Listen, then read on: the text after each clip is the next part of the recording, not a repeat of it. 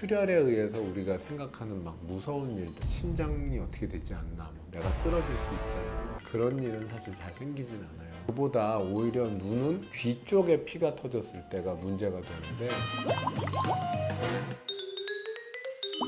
여러분 안녕하십니까? 안과에서 김모현입니다.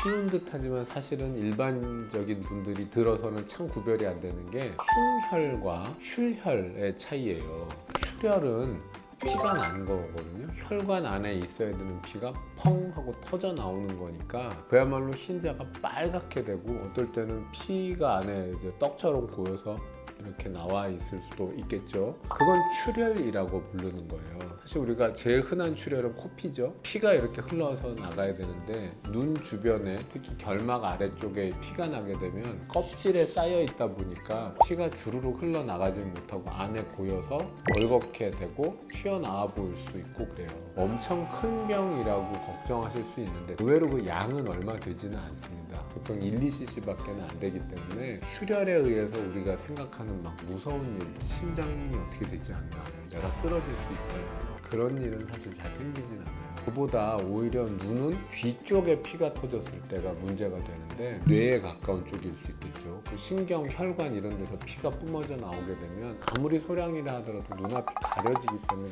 굉장히 불편하고요. 눈 속에 피가 터지면요, 그 쬐끄만 적혈구 알갱이들이 보입니다. 저도 느껴본 적이 있거든요. 흰색 바탕을 보게 되면 수많은 검은 점들이 떠돌아다니는 게 왔다 갔다 하면서 보이니까 너무 불편하죠. 근데 보통 그런 식의 출혈들이 눈 속에서 생겨도 일주일, 길면 한 2주일 정도 되면 빠져나가요.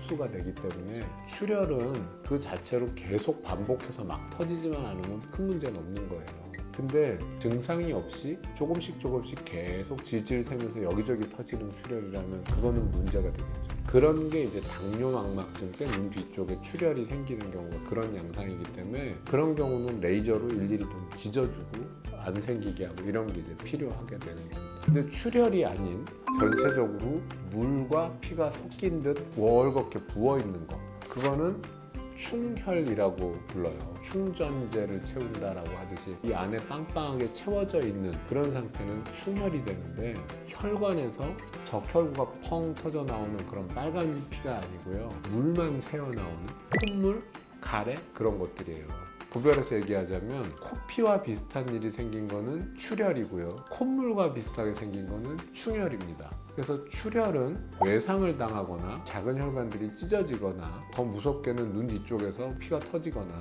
이런 이유 때문에 생기는 거고, 충혈은 콧물이 났다고 해서 큰 병은 아니잖아요. 불편하고 남한테 옮기는 병 아닐까 걱정해야 되고 이물감도 느껴지고, 그러나 그 자체로는 심각한 병은 아니라는 거죠.